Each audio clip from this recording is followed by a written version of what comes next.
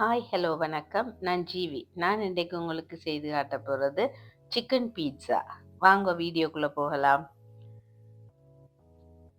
ஒரு பாத்திரத்துல நீங்க ஈஸ்ட், சீனி மற்றும் வார்ம் வாட்டர் விட்டு நல்லா கலந்து அந்த ஈஸ்ட் ஆக்டிவ் ஆகுறதுக்கு வைக்க வேணும்.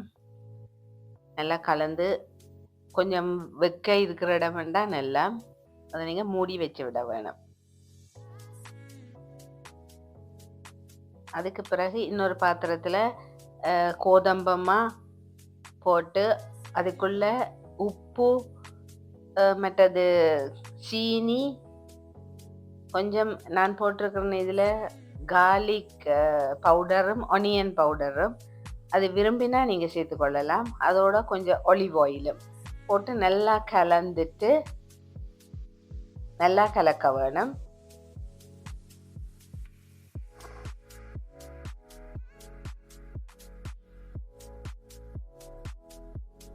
நல்லா கலந்துட்டு அந்த ஈஸ்ட் கலந்து வச்சோம் தானே முதல்ல, அதுக்குள்ள இதை போட்டு நல்லா குழைச்சி கொள்ள வேணும்.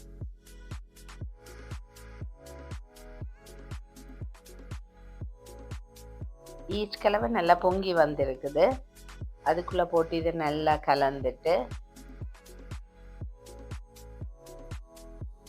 நான் இதை கிச்சன் எயிட்ல தான் இன்றைக்கு குழைக்க போறேன். நீங்க இதுக்கு கொஞ்சம் கொஞ்சமா கொஞ்சம் வார்ம் வாட்டர் தான் விட வேணும். நல்ல கொதி தண்ணியும் விடக்கூடாது. ஒரு கை வைக்கக்கூடிய அளவு சூட்டில் இருக்கக்கூடிய தண்ணி.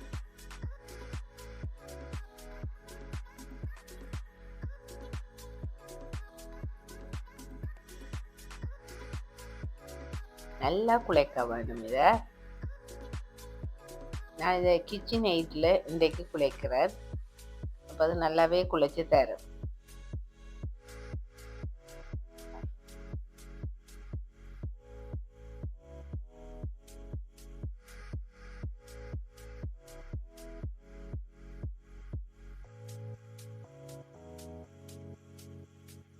இதை கையாலையும் குழைக்கலாம். கையாலையும் குழைக்கலாம் தான் நல்லா அடிச்சு குழைக்க வேணும். அதை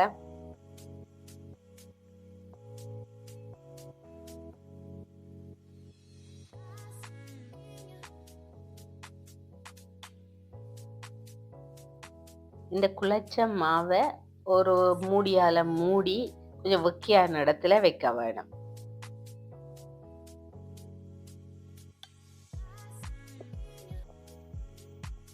சிக்கன், இஞ்சி, உள்ளி, வெங்காயம், பெப்பர், 4 வகையான பெப்பர் எடுத்திருக்கிறேன். சிக்கனை கொஞ்சம் தண்ணி விட்டு உப்பு போட்டு ஏலக்காய், கருவா, கராம்பு போட்டு அவிக்க போகிறேன். சில்லி பவுடரும் போட்டது போட்டு நல்லா கலந்துட்டு அவிய விட வேணும். நல்லா சிக்கன் அவிய வேணும்.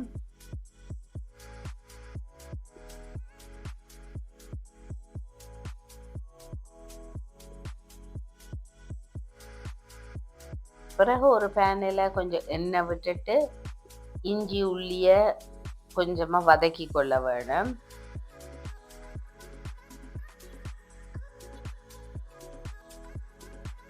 இஞ்சி உள்ளி கொஞ்சம் வதங்கினதுக்கு பிறகு மற்ற இதெல்லாம் போட வேணும். வெங்காயம் இதெல்லாம் நல்லா வதங்கக்கூடாது. நாங்கள் சாதாரணமான சமையலுக்கு இது கொஞ்சம் பெரிய துண்டுகளாகவும் வெட்டி கொள்ள வேணும். மெல்லிசா எல்லாம் தேவையில்லை.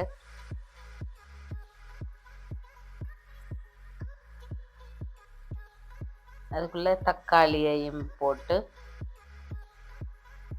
கொஞ்சம் வதக்க வேணும்.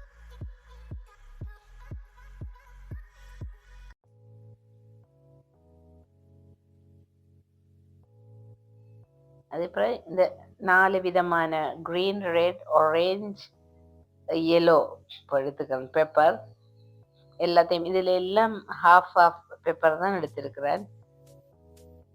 எல்லாத்தையும் போட்டு நல்லா கலந்து அதையும் கொஞ்சம் வதக்க வேணும். வதக்கி கொஞ்சம் உப்பும் மிளகு தூளும் சேர்த்து நல்லா கலந்து விட கொள்ளணும்.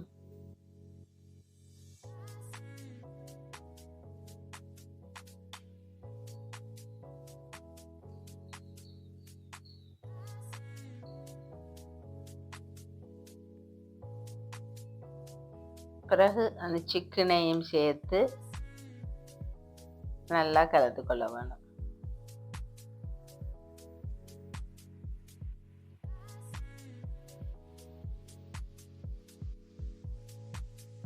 சில பேர் இப்படி நான் இது ஒரு கறி மாதிரி செய்து தான் இந்த பீட்சாவை செய்ய போகிறேன். அதுக்குள்ள தக்காளி சோஸும் போட்டு சில பேர் நீங்கள் வந்து சும்மாவும் அதே மரக்கறியில் பீட்சா டோவுக்கு மேலால் வச்சும் செய்யலாம். இது நான் கறி மாதிரி செய்திருக்கிறேன். இது ஒரு வித்தியாசமான டேஸ்டாக இருக்கும்.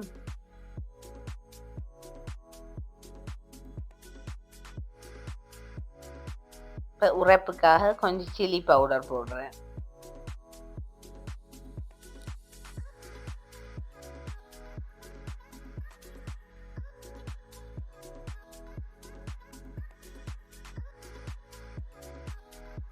பிறகு இந்த பொங்கி இருக்கிற மாவு பாருங்க, நல்லா பொங்கி வந்திருக்குது. இந்த மாவை ரோல் பண்ணி எடுத்துட்டு அதுக்கு மேலால் டொமேட்டோ சோஸை பூசி விட வேணும். வடிவா ஃபுல்லாக இந்த டோவை ரோல் பண்ணி எடுத்ததுக்கு மேலே டொமேட்டோ சோஸ் போட்டு நல்லா எல்லா இடமும் பிடிக்கிற மாதிரி ஸ்ப்ரெட் பண்ணி விட வேணும்.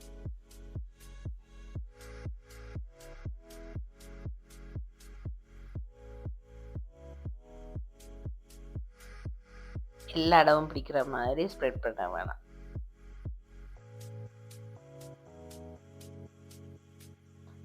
இதே இந்த அளவில் நீங்கள் 2 பீட்சாவும் செய்யலாம். நான் கொஞ்சம் அந்த கீழ் டோ மெல்லிஸாக இருக்கணும்ன்றதுக்காக 3 செய்திருக்கிறேன். நீங்கள் 2 செய்தீங்கன்னா கொஞ்சம் மொத்தமாக வரும். அதுக்கு மேலே இந்த செய்து வச்சுக்கிற கறியை அதே மாதிரி வடிவாக எல்லா இடமும் போடுற மாதிரி போட்டுக்கொள்ள வேணும். ஸ்ப்ரெட் பண்ணி எல்லா இடமும் பெற வேணும்.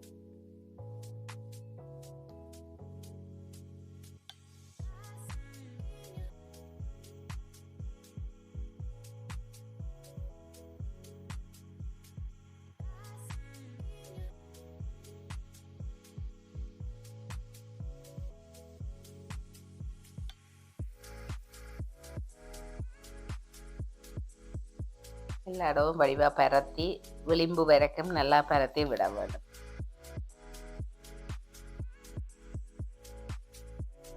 இந்த அளவிலேயே 2 பீட்சா செய்தீங்கன்னா கொஞ்சம் மொத்தமான பேஸாக இருக்கும். அது உங்களோட விருப்பத்துக்கு ஏற்ற மாதிரி செய்து கொள்ளலாம்.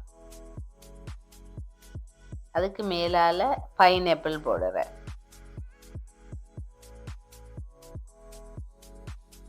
உங்களுக்கு ஃப்ரெஷ் பைனாப்பிள் கிடைச்சா ஃப்ரெஷ்ஷும் போடலாம், இல்லை கேன் பைனாப்பிள்டா அதுவும் போடலாம். சின்ன துண்டுகளாக வெட்டி மேலால் போட வேணும்.